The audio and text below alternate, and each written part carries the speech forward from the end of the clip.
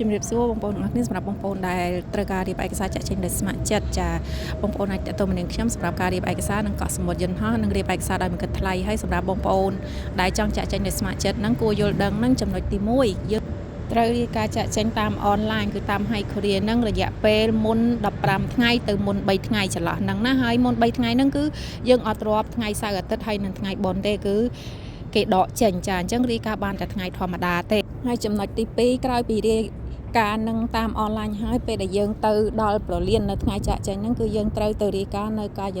រិយាល័យអន្តោប្រវេសន៍នៅប្រលានម្ដងទៀតទើបយើងអាច check in បាន